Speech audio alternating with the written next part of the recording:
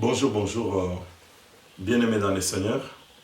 Vous tous qui nous suivez sur notre chaîne YouTube pour l'amour de ma nation, notre émission que nous sommes en train d'animer depuis quelques temps. Moi, c'est votre serviteur, le prophète Jean-Marc Kadima. Je vous salue au nom du Seigneur Jésus-Christ. Et vous dis merci. Merci pour votre soutien. Merci pour tous nos amis qui nous suivent partout dans le monde. Merci pour vos réactions sur nos vidéos. Merci pour vos commentaires. Merci pour les contacts, pour tous ceux-là qui sont intéressés à suivre notre émission et à suivre aussi nos activités sur notre Facebook Eden Diaspora ou bien sur notre site internet www.edendiaspora.org. Nous vous disons merci. Merci pour ceux-là qui nous ont vraiment appelés aussi depuis le Congo. Nous avons reçu aussi des coups de fil. Disons, il y a un frère, en tout cas, qui nous a appelé avec son épouse pour nous soutenir, c'est-à-dire nous encourager quand même dans ce travail que nous sommes en train de faire à partir du Congo. Et nous voyons qu'il y a beaucoup de gens aussi au Congo qui nous suivent. Merci à vous tous. Merci beaucoup. Donc, aujourd'hui, nous venons encore dans notre émission pour partager avec vous quelque chose. Ça fait déjà depuis le mois de novembre que nous n'étions plus dans notre studio. Vous voyez, le décor avait un peu changé. Nous étions en route par la grâce de Dieu. On était en Afrique du Sud. Nous étions partis pour une grande mission installée Eden à Cape Town et aussi à Johannesburg. Gloire à Dieu pour vos prières. Tout était bien passé. Et après, nous avons fait effectuer un deuxième voyage. C'était en Amérique du Sud, en Guyane et aussi en Suriname. Gloire à Dieu aussi également. Aujourd'hui, nous sommes rentrés. C'est notre première émission dans notre studio que nous revenons ici pour partager avec vous quelque chose. Aujourd'hui, on n'a pas beaucoup de choses à vous dire. Nous avons seulement une annonce importante à vous faire. C'est la réouverture de Eden Diaspora en Belgique.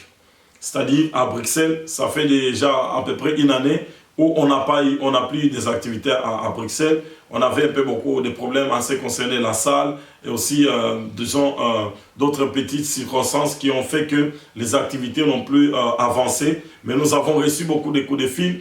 Les gens qui ont vu nos vidéos, qui ont commenté, qui ont demandé qu'est-ce qui se passe, qu'est-ce qu'on peut faire pour venir à vos réunions de prière, comment on peut faire pour nous qui sommes en Belgique. En tout cas, on a eu vraiment beaucoup d'appels. C'est pourquoi, par la grâce de Dieu, le Seigneur a permis encore que nous puissions réouvrir encore, disons, redémarrer les activités au niveau de la Belgique. Ça sera ce samedi, le samedi 28 janvier 2017. Nous serons encore à Bruxelles, où nous allons encore reprendre, disons, les activités pour la prière pour la nation au niveau de la Belgique. Vous savez, mes frères et sœurs, la Belgique, elle joue un rôle très important dans notre nation. Elle a joué ce rôle-là. À partir de la Belgique, notre pays a été ce qu'il est aujourd'hui. Notre pays a été déstabilisé. Notre pays a été pillé. Notre pays a été colonisé. Notre pays, il y a un lien qui est entre nous et la Belgique. Et le Seigneur ne fait pas des choses au hasard. Quand il a permis que nous puissions rentrer, que nous puissions habiter en Belgique, que nous soyons avec la communauté que nous avons en Belgique, c'est qu'il y a une mission que nous devons faire en Belgique, couper les ponts, couper les cordons ombilicaux qui a lié notre nation depuis longtemps à la Belgique. Vous savez, le roi Léopold II, c'était un occultiste, c'était des gens qui ont plongé notre pays dans les ténèbres avec beaucoup d'histoires qu'ils ont fait au Congo. Il y a des incantations qui ont été faites au Congo. Il y a des envoûtements qui ont été faits au Congo à partir de la Belgique. Il y a vraiment beaucoup de mauvaises choses qui sont parties de la Belgique pour, disons, s'implanter dans notre nation et rendre le Congo ce qu'il est aujourd'hui. Alors, notre présence en Belgique est capitale. Si Dieu a permis que tu sois en Belgique, tu puisses habiter en Belgique, ce n'est pas pour rien. C'est qu'il y a une mission spirituelle que tu dois accomplir pour ta nation à partir de la Belgique. Voilà pourquoi pour nous, Eden en Belgique, c'est vraiment un pays très stratégique dans notre combat que nous sommes en train de mener pour la délivrance du Congo et de l'Afrique. La Belgique joue un rôle très capital, c'est pourquoi on a toute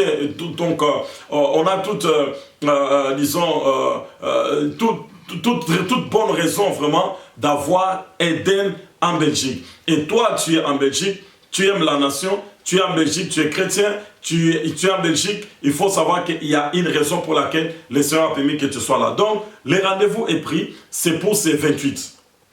Donc, le 28, c'est les samedis ici de la semaine que nous commençons. Le samedi 28 janvier à Bruxelles, à partir de 16h jusqu'à 18h, nous allons vous communiquer l'adresse. L'adresse va passer sur l'écran, mais c'est rue Brialmont, numéro 7. Le code postal, c'est 1210 à Saint-José. À Saint-Jos, je crois bien, c'est à Bruxelles. Alors, pour les gens qui vont prendre le métro, la direction, c'est Simonis, arrêt botanique. Vous pouvez prendre les trams 92, 92, 93, bis 61 et bis de LJIN, arrêt c'est botanique. Donc, l'adresse va encore passer. Vous savez, ce n'est pas notre adresse. Nous, on habite en Allemagne, ça c'est en Belgique, mais l'adresse va passer, les numéros de contact vont passer. Nous allons retrouver les 28. Quel est le thème qu'on va exploiter pour ces 28? Le thème, c'est Congo Mystère, le centre de gravité de l'humanité. Bien aimé, il y a quelque chose qui est très important, que nous ne connaissons pas, que nous ignorons. Le grand problème avec le Congo, c'est quoi? C'est que le Congo n'a pas la même taille, disons. Le Congolais n'a pas la même taille que sa nation. Le Congo est grand, mais le Congolais, il est petit dans son esprit. C'est-à-dire, ce que Dieu nous a donné, nous n'avons pas encore compris la valeur véritable de notre nation. Vous savez, quand Dieu vous donne des richesses, parce que les trésors du monde, Dieu l'a enfoui au Congo. Et Dieu nous a établis dans cette nation-là.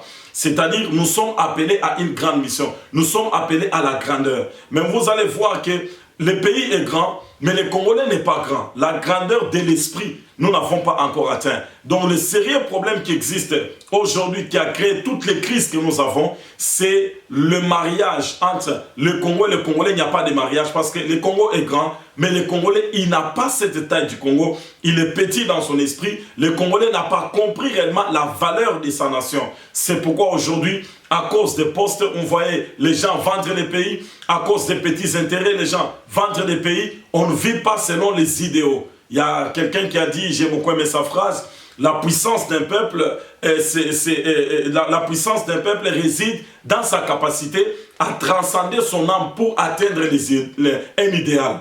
La puissance d'un peuple réside dans la capacité de transcender son âme pour atteindre un idéal. Mais nous, jusque-là, on n'a pas encore transcendé notre âme. On n'a pas encore transcendé notre chair. On n'a pas encore transcendé notre égoïsme.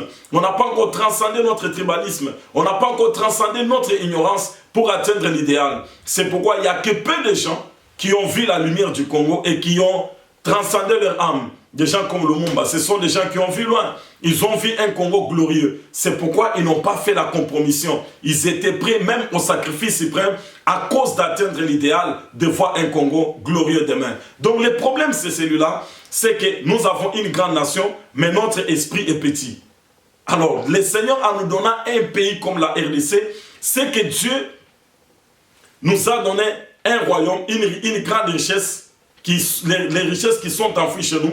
Nous sommes des princes. Les Congolais, ce sont des princes, mais des princes qui s'ignorent. Ecclésiaste chapitre 10, verset 7, la Bible dit que j'ai vu une folie sur la terre. J'ai vu des esclaves marcher sur les chevaux, mais des princes marcher sur la terre. Pourquoi ces contrastes? Prenez notre pays, la nation, le pays le plus riche de la planète, mais avec la population la plus pauvre de la planète. C'est un grand contraste. Donc il n'y a pas de mariage. C'est un grand contraste. Il y a un problème qu'on doit résoudre. Pourquoi le Congolais est plus pauvre et pourquoi sa nation est la plus riche? La nation est grande, mais la taille, notre taille d'esprit est encore petite. Donc on n'a pas encore atteint la dimension, la taille de notre nation. C'est ça le sérieux problème. Et tout ce que nous sommes en train de chercher à faire, c'est de réveiller la mémoire. C'est comme un prince qui dort, un prince qui ignore qu'il est prince. Il faut maintenant lui remettre sa mémoire de prince, lui remettre, les caractères d'un prince, lui remettre ces valeurs de prince qu'il n'a pas. C'est pourquoi ils marchent comme un esclave. C'est pourquoi il n'y a que les étrangers qui se retrouvent chez nous. Prenez un Chinois, donnez-lui 10 euros, 10 dollars, donnez-lui 100 dollars et amenez-le au Congo. Après 5 ans, vous allez trouver qu'il a engagé des Congolais. Prenez un Pakistanais, prenez n'importe qui au monde, donnez-lui seulement des 100 dollars. Mais va chez nous, envoie des 100 dollars à quelqu'un, après un mois, il va te demander encore des 100 dollars. Il va te demander encore 150 dollars. Pourquoi ça? Est-ce qu'on n'est pas intelligent assez? Il y a des gens qui ont étudié. Mais qu'est-ce qui se passe? Pourquoi les Congolais ne se retrouvent pas dans sa propre terre? Il y a un problème.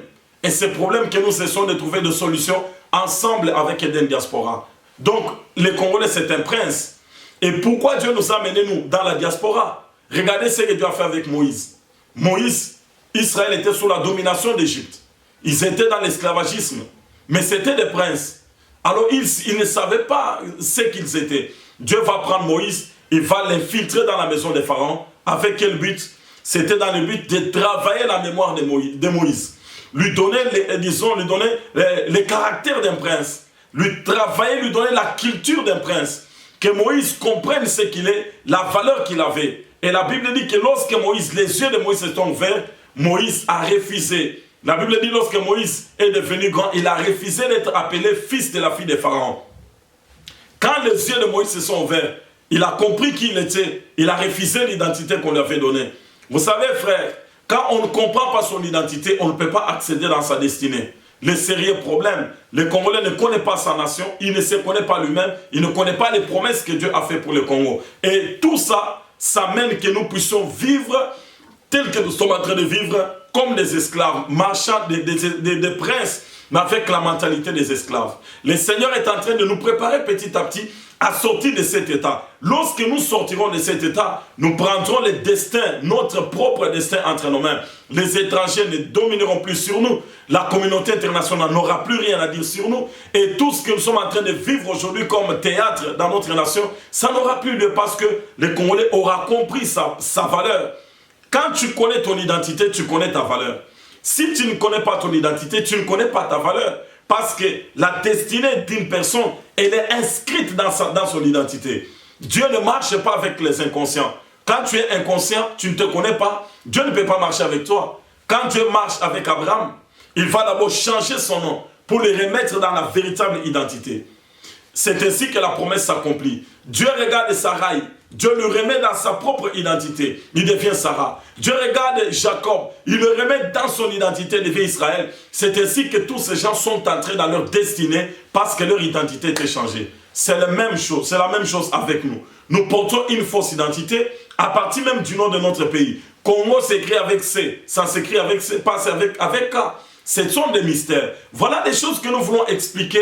La journée de samedi, le 28, ne manque pas. Si tu es à Bruxelles, ne manque pas. Tu es à Luxembourg, tu es, disons, dans les environs de la Belgique, en Hollande, viens. L'adresse va passer, le numéro de téléphone est là. Tu peux appeler, tu peux venir pour comprendre ces choses afin que nous puissions découvrir notre véritable identité, développer la mentalité des princes. Comme Dieu a permis que nous soyons aujourd'hui dans la maison des pharaons, dans la diaspora, c'est pour que Dieu travaille notre mentalité, qu'on atteigne la culture des princes, afin que nous puissions prendre notre nation et l'amener dans sa destinée. Alors mes frères et sœurs, c'est vraiment très important. Notre rendez-vous la semaine prochaine, votre rendez-vous la semaine prochaine, c'est un seul rendez-vous, le 28 janvier 2017, Eden Diaspora atterrit en grande force, atterrit à grande vitesse à Bruxelles. Ne manque pas. Si vraiment tu n'as pas de temps, donne cette vidéo à une autre personne que tu connais.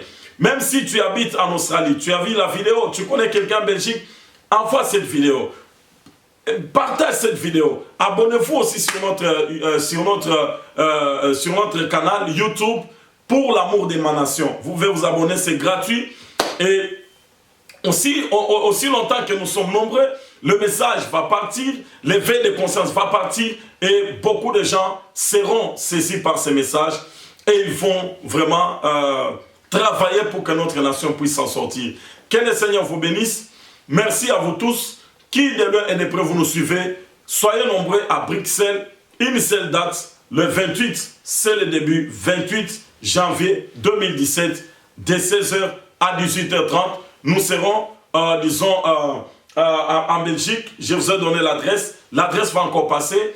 Les numéros de téléphone vont passer pour les contacts. Soutenez cette œuvre spirituellement, matériellement, financièrement. Tout ce que les saints peuvent vous mettre à cœur, nous avons besoin de votre soutien. C'est une affaire qui concerne pas nous, mais c'est pour la nation.